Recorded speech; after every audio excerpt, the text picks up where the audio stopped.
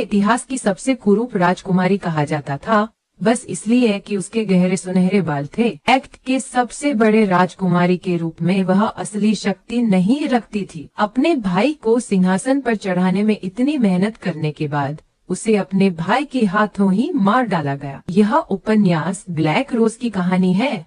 काइना एक सुंदर लेकिन बेवकूफ विलेनस है। उसका अस्तित्व केवल मुख्य महिला का उजागर करने के लिए लगता था और मुख्य महिला ओलिविया लिडिया अपनी पवित्रता और दया पर भरोसा करती थी ताकि वह कई पुरुषों के दिलों को जीत सके। काइना के दिल में इसके लिए जलन थी। बाद में उसे अपने ही भाई ने ओलिविया को जहर देने के प्रयास में इस्तेमाल किया। हालांकि दूसरी पार्टी के पास नायिका का तेज था, यह योजना असफल हो गई। काइना, जिसे उसके भाई रेफ ने धोखा दिया, अंततः क्रूर वायसरॉय जिलियन से शादी कर दी गई, जिससे उसका दुखद जीवन समाप्त हो गया। उपन्यास पढ़ने के बाद एक लड़की ने काइना के प्रति गहरी सहानुभूति जताई, शायद इसलिए कि उसके पास भी एक समान रहस्य था। दूसरों द्वारा नियंत्रित एक कठपुतली की तरह जी रही थी। अपनी कंपनी के घृणित नेताओं का सामना करते हुए वह अब मैनिपुलेटिव नहीं होना चाहती थी। हालांकि उस रात लड़की पर एक पागल आदमी ने हमला किया जिसने उसे चाकू से गोद दिया। धीरे धीरे वह गिर पड़ी। उसने कभी यह नहीं सोचा था कि उसका अंत भी दुष्ट कैना के इतना समान होगा।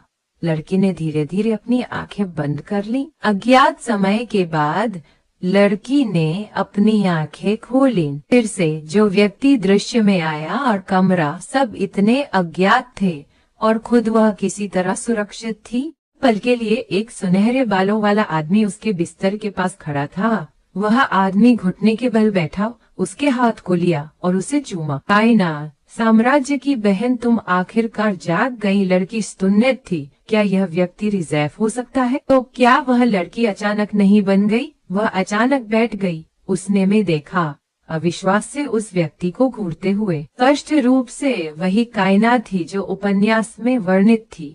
लुभावने लाल होंठ, महासागर नीली आंखें, चमकदार सुनहरे बाल। वह वास्तव में फिर से काइना बन गई थी। इस लड़की ने अपने पिछले जीवन में काफी दुख सहा। मौत के बाद वह एक उपन्यास में एक राजकुमारी के रूप में पलायन कर गई। उसके सुनहरे बाल थे, नीलम के जैसे आंखें थीं, लेकिन फिर भी वह अपनी दुखद नियति को नहीं बदल सकी। उपन्यास में राजकुमारी ने अपने भाई रेज़फ के सत्ता में आगमन का समर्थन किया और अंततः उसी के हाथों मारी गई। आज के दिन नवजन्मी काइना बिस्तर पर बैठकर जीवन के बारे में सोच रही। एक नौकरानी हुरियदली पानी का एक कटोरा लाकर मिली, कहते हुए कि विषाक्तता के कारण काइना का रंग बहुत खराब था, इसलिए उसे तैयार होने और अपना मेकअप फिर से करने की आवश्यकता थी। कैना गहरी सोच में चली गई। आखिर हो क्या रहा है? अचानक उसे अपने शरीर में एक तीव्र दर्द का एहसास हुआ। एक पल में अनगिनत यादें कैना के मन में बाढ़ की तरह उमड़ने लगी। उसने देखा कि कैना एक जलसे में जहरीला शराब पी रही, फिर खून उगलते हुए बेहोश हो गई। ये सभी कैना की यादें थीं। क्या उसका पुनर्जन्म इस घटना से संबंधित हो सकता है? इसलिए मुझे कैरेक्टर कैना से एक अनोखा संबंध महसूस हुआ, क्योंकि वह मेरी पहली जीवन थी और यह मेरी दूसरी जिंदगी थी। मुझे चूरा घोंपे जाने के बाद मर जाना चाहिए था, लेकिन मैं इस जिंदगी में कैसे वापस आया? इस समय दासी ने देखा कि काइना बहुत असहज है और पूछा कि क्या उसे डॉक्टर को बुलाने की जरूरत है। काइना ने बस दासी को जाने का आदेश दिया। दासी ने राहत की सांस ली, सोचते हुए कि इस बार उसे सही सेवा न करने के लिए दोषी ठहराया जाएगा और जस्तिला डांट और कोड़े का सामना करना पड़े। क्या यह इस वजह से था कि राजकुमारी को झटका लगा था? वह पहले से बहुत शांत महसूस कर रही थी। काइना विचारों में खोई हुई थी। उसने दासी को अपने बालों और मेकअप करने दिया। ही नहीं सोचा था कि मौत से भागने के बाद पहली चीज मेरी उपस्थिति को सुधारना होगा। क्या ये एक राजकुमारी का मिशन है? यह सच में हास्यास्पद है, बस एक खूबसूरत बर्तन बनना, लेकिन यह वास्तव में व्यर्थ है। आखिरकार पिछली काइन में अतुलनीय सुंदरता थी, फिर भी वह मर गई। काइन इस पर हंस पड़ी। इस जीवन में मैं बिल्कुल भी खुद को वही गलतियां दोहराने नहीं दूंगी। मैंने अपनी दूसरी जिंदगी में इस उपन्यास को पढ़ा है, जो निश्चित रूप से मेरी मदद करेगा। इसके साथ में ग्रेड ना ने समझा, कि जिस समय वह लौटी थी वह बहुत देर नहीं था, क्योंकि सम्राट पिता अभी भी जीवित हैं। इसका मतलब है कि अभी भी रिसेफ को नियंत्रित करने के तरीके हैं। हालांकि उसके लिए समय बहुत कम है। मुझे इस जगह को छोड़ना होगा इससे पहले कि रिसेफ सिंहासन पर चढ़े, और एकमात्र तरीका विवाह है। मैं उस पागल आदमी से पुनः शादी नहीं कर सकती। मुझे एक ऐसा आदमी खोजना होगा जो नियंत्रण में रखने के लिए आसान हो। लेकिन मुझे एक ऐसा अच्छा शांत आदमी कहाँ मिलेगा जो मुझे कैद नहीं करेगा? पहले मुझे जरूरत है रिजफ की आंखों और कानों से बचने और भागने का एक रास्ता खोजने के लिए। तभी रिजफ अचानक एक बैठक की मांग करता है। काइन ने हल्की सी मुस्कान दी। क्या सही समय है? एक आश्चर्यजनक रूप से सुंदर लड़की साम्राज्य के महल में सजावटी फूलदान है। सुंदर लेकिन पूरी तरह से बेबस। उसका भाग्य अपने अपने भाई रिजफ के हाथों मारे जाने का है। रिजफ साम्राज्य का अगला सम्राट है। उपन्यास में दूसरा पुरुष मुख्य पात्र है और वह उसका सौतेला ब्रात भी है। हालांकि उसका चेहरा स्वर्गदूत जैसा है, लेकिन उसकी व्यक्तित्व अत्यंत अत्याचारी। इसके अलावा उसने सिंहासन पर कब्जा करने के लिए पिता की हत्या की। वास्तव में वह एक निसंतान पुत्र, क्योंकि वह कभी भी बचपन में पिता का प्यार नहीं प्राप्त कर सका। वह एक तानाशाह के रूप में बड़ा हुआ। अंततः वह केवल एक दुखी बच्चा है जो स्नेह की इच्छा करता है। रिजर्व की चिंता का सामना करते हुए काइन ने केवल औपचारिकता से कहा कि वह ठीक है। काइन इतनी शांत कैसे हो सकती है? वह वास्तव में उसे ठीक से समझ नहीं पा रहा था। रिजेव बिस्तर पर बैठ गया। काइन ने हल्के में कहा, तुम्हें वास्तव में मुझे देखने की जरूरत नहीं थी। रिजेव सतही रूप से शिष्ट था, लेकिन आंतरिक रूप से वह घबराया हुआ था। तार्किक रूप से काइना को गुस्सा होना चाहिए और उसे अपराधी को ढूंढने की मांग करनी चाहिए। इस बार वह स्क्रिप्ट से क्यों नहीं खेल रही है?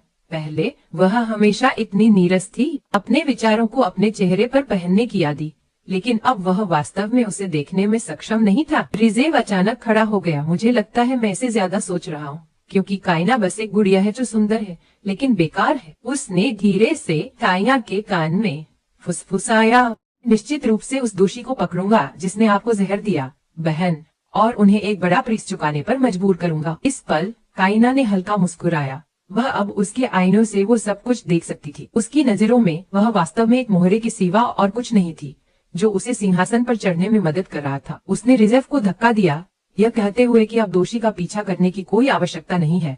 रिजर्व की आंखें चौड़ी हो गई। उसने उत्साह से चिल्लाया, क्यों? आप लगभग मारे गए थे। काइना ने शांतिपूर्वक कहा, सही कहा, मैं वास्तव में लगभग मारी गई थी। जेफ की ओर नजर डाली। उसे अपने दिल में पूरी तरह से पता था। क्या तुम वही नहीं थे जिसने मुझे लगभग मार दिया था? रिजर्व, मेरे प्रिय अच्छे भाई। उसकी चुप्पी को देखकर रिजर्व ने घबराते हुए पूछा, बहन, क्या तुम प्रतिशोध के बारे में चिंतित हो? तुम्हें चिंता करने की जरूरत नहीं है। मैं बिल्कुल भी ऐसा नहीं होने दूंगा। काइना ने अपने सिर को हिलाया। उसे रिजर्व की अगली योजना पूरी तरह से स्पष्ट थी। उसे किसे आरोपी बनाने में सबसे अच्छा व्यक्ति होना चाहिए। शायद वह जिलियन, जिसने पागलपन से उसका पीछा किया। वह ड्यूक किड्रे के परिवार का एक सरदार है।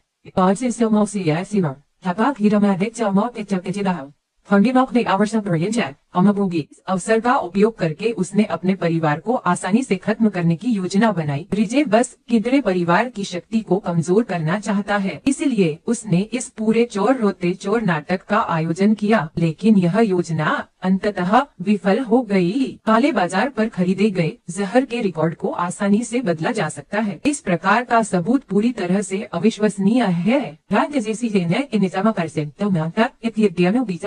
आप मुझे आगे जांच करने नहीं देंगे? क्या यह एथन किड्रे के कारण है? काइना ठिठकी चौंकी। हालांकि एथन उसका पहला प्यार और क्रश था। बहुत समय पहले की बात है। उसने धैर्यपूर्वक समझाया, मैं यह इसलिए कर रही हूँ क्योंकि मेरे नाना काउंट हैमिल परिवार ने कालाबाजारी के मामलों में हस्तक्षेप किया। किड्रे परिवार अपनी वसाल परिवार को नष्ट होते नहीं देख सकता। वे हैमिल परिवार को यह उजागर करेंगे कि वे काले बाजार का उपयोग करते हुए साम्राज्य की संपत्ति को स्थानांतरित कर रहे हैं। साम्राज्य का सम्राट निश्चित रूप से हैमिल परिवार को सख्त सजा देगा। अगर किड्रे परिवार को पता चला कि तुमने जानबूझकर उन्हें फंसाया है, तो तुम खुद परेशानी में आ जाओगे। इससे न्याय ने हमारा ताकि दौड़ दी। कैसे बिल्कुल ऐसा नहीं होने वाला है। अगर हेमिल परिवार गिरता है तो उसकी स्थिति और भी कठिन हो जाएगी। काइना ने जारी रखा, षड्यंत्र करने के बजाय ड्यूकल परिवार को अपने शिविर में लाओ। रेजेफ को विश्वास नहीं हो रहा था, वह कब इतनी चतुर हो गई। काइना ने रेजेफ की ओर देखा। इस अवसर का लाभ उठाते हुए मैं किसी विश्वसनीय व्यक्ति को खोजने की योजना बना रहा हूँ। आपको ओलिविया के बारे में क्या विचार है? रेजेफ ने पूछा। क्या वह युवती सीधे किद्रे परिवार द्वारा प्रायोजित है? काइना आखिर कर क्या रही है? वह स्पष्ट रूप से युवा महिला को पहले कभी नहीं देखा था।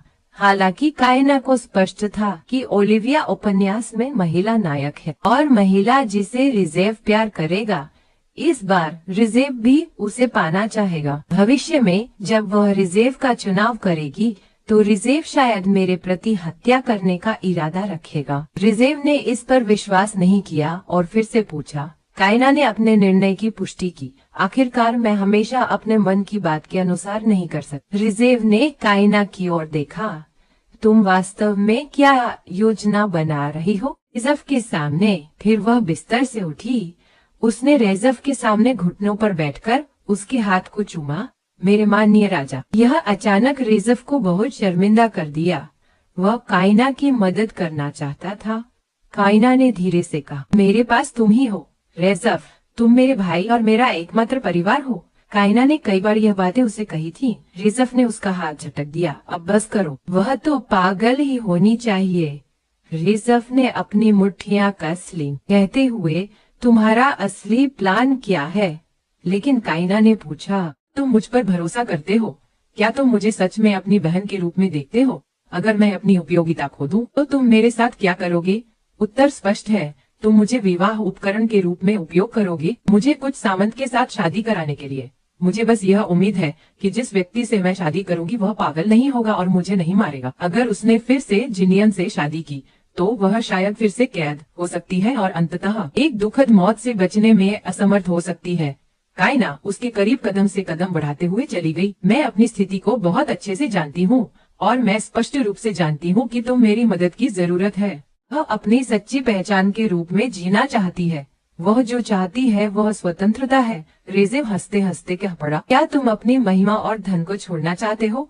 कैना ने धीमे से कहा, मुझे मेरे खुद के विवाह भागीदार को चुनने दो। यह स्वतंत्रता है जो मैं चाहती हूँ और मैं तुम्हारी राजगद्दी पर चढ़ने में मदद कर सकती हूँ। हालांकि मेरी मदद के बिना तुम फिर भी राजगद्दी पर चढ़ सकते हो, लेकिन तुम्हारी शक्ति का एक भाग विभाजित होगा। उदाहरण के लिए मेविंग परिवार जो रणनीतिकार की भूमिका में है। रेजेव ने कहा, क्या तुम कहना चाहती हो कि तुम मेरी रणनीतिकार बनना चाहती हो? कैना ने अपने बाल पीछे की। मुझे पता है कि तुम मुझ पर विश्वास नहीं करते, लेकिन सोचो। हालांकि इससे पहले कि वह बोलना खत्म कर सके, काइना को चक्कर आने का एहसास हुआ और फिर बेहोश हो गई। रेजेव ने बेहोश होती हुई काइना को पकड़ लिया। उसका शरीर बहुत गर्म है। बस तभी काइना ने अपना हाथ बढ़ाया और रेजेव के चेहरे को सहलाया। रेजेव वास्तव में एक दयालु बच्चा है। वह निर्दयी राजकुमार है। अपनी ही बहन का इस्तेमाल करने के बाद वह उसे बिना किसी दया के नष्ट कर सकता था। फिर भी अब वह जीवन पर ही संदेह कर रहा था। उसने अपने सहायक से कहा कि वह कैना की जहर देने की घटना की फिर से जांच करे और कुछ घिरे हुए उच्च वर्ग के लोगों को चुने जो इस बात की जिम्मेदारी लेने के लिए तैयार हों। साथ ही राजकुमारी की हरकतों पर नजर रखें और उसे मुझे रिपोर्ट करें। लिविया के मामलों की जांच करें। सहायक बहुत भ्रमित था। यह पहली बार था जब उसने रिजाफ को इतना परेशान देखा, लेकिन उसने बिना कुछ कहे वापस ले लिया। रिजाफ ने अपनी आंखें बंद कर ली। वह सभी कुछ पर विचार कर रहा था। उसने हमेशा सोचा था कि वह कैना को नियंत्रित कर रहा है, लेकिन अंत में वह खुद खेल रहा था।